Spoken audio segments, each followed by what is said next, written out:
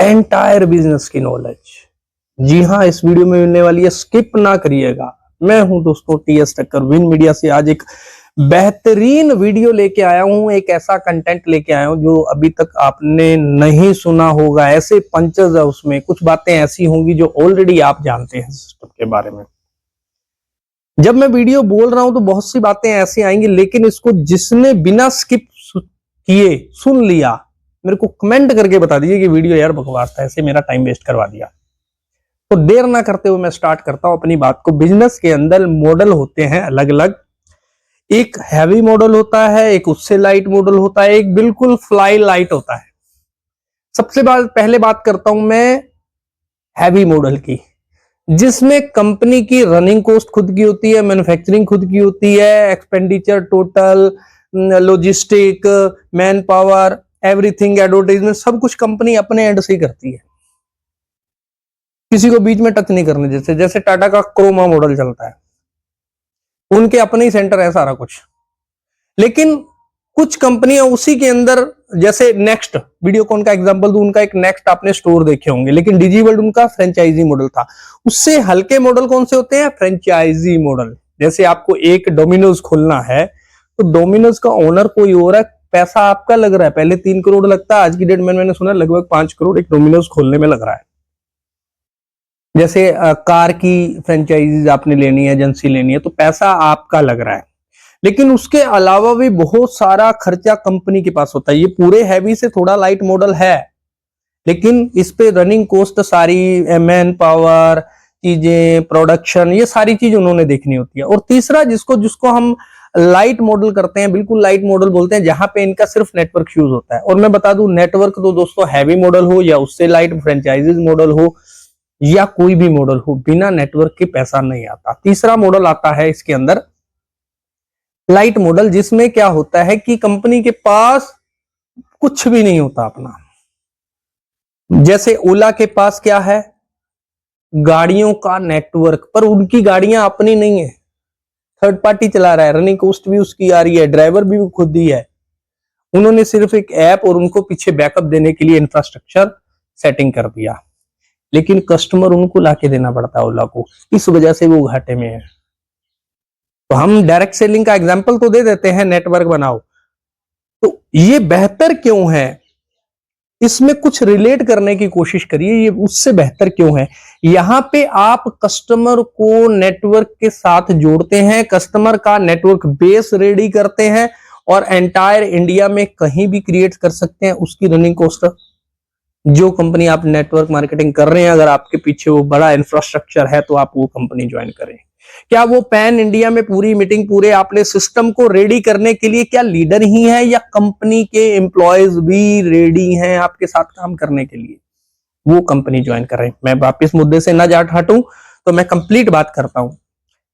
जो दूसरी कंपनियां हैं, जिसको मैं 3 नंबर पे लाइट मॉडल की बात कर रहा हूं, जहां पे कंपनी के पास नेटवर्क होता है और कंपनी उसको कस्टमर एक्विजिशन करके देती है। जैसे ओयो क्या करती है? एक होटल लेती है, उसको रेडी करती है अपने हिसाब से, बहुत सारे ओयो से उन्होंने होटल से टाई अप किया, अपना बोर्ड लिया, लेकिन कस्टमर वही लेके आते हैं ओयो।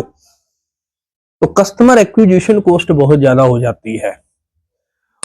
और तीसरा मॉडल है दोस्तों नेटवर्क मार्केटिंग। इसके अंदर कस्टमर एक्विजिशन कॉस्ट हमें ही क्रिएट करनी है, हम ही अपने आसपास के लोगों को मिलना है। तो ये बहुत बड़ा जो खर्चा होता था उन लाइट मॉडल से भी, वो भी हमारी पॉकेट्स में आ रहा है।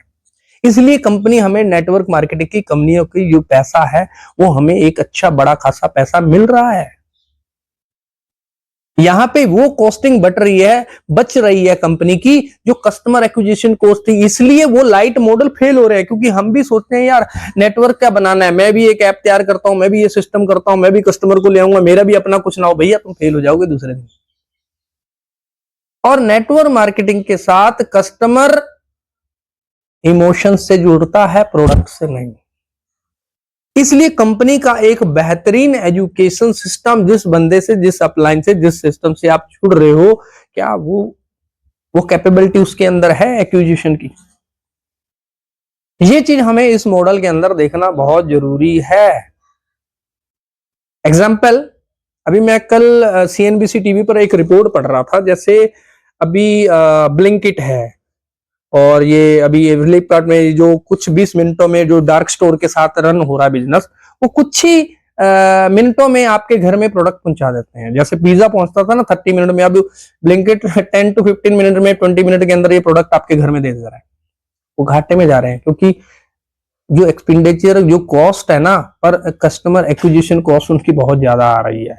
सस्ते में प्रोडक्ट पहुंचा रहे हैं, 15 मिनट में जा रहे हैं, छोटी सी बास्केट, छोटे से ऑर्डर को उसके घर पहुंचाना, तो घाटा हो रहा है ना। तो ये मॉडल नहीं चलने वाले बाजार में। आने वाले समय में अगर फ्यूचर है वो सिर्फ डायरेक्ट सेलिंग का। मेरी बात को समझिए आप।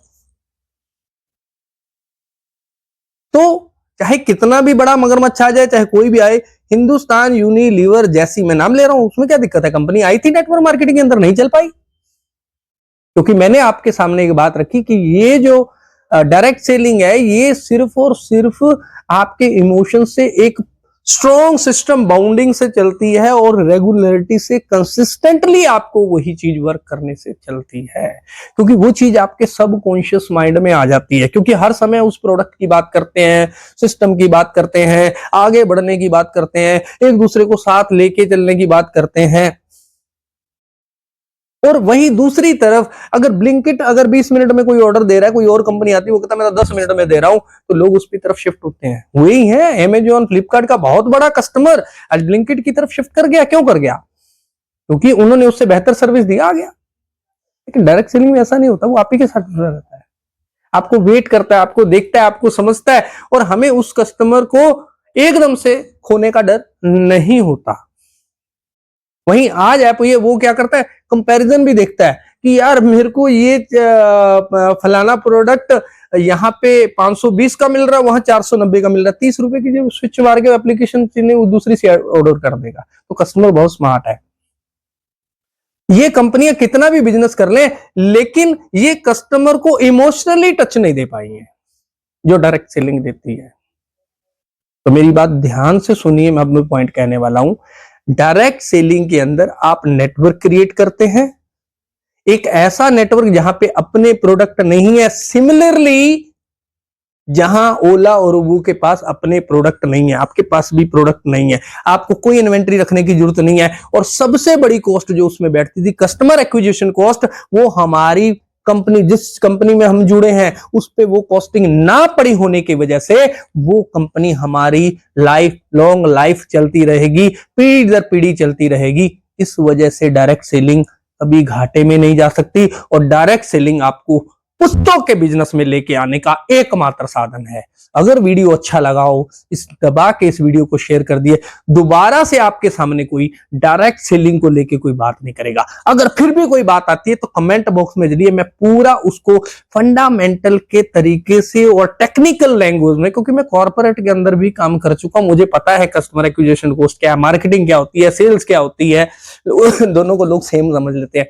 तो डीपली बात करेंगे, मैं ओपन हूं आपके साथ फ्रीली टॉक करने के लिए इस बिजनेस मॉडल के ऊपर। अगर आप इस बिजनेस मॉडल को बेहतरीन तरीके से अगर आप रन करना सकते हैं तो मुझे कमेंट करें, मैसेज करें। मेरा स्क्रीन पे नंबर भी दे रखा है, मेरे को मेरे YouTube चैनल, Facebook चैनल और मेरे WhatsApp पे मुझे मैसेज कर सकते हैं। थैंक यू, नमस्कार, सत श्री अकाल। मिलते हैं नेक्स्ट वीडियो में एक बेहतरीन टॉपिक के ऊपर।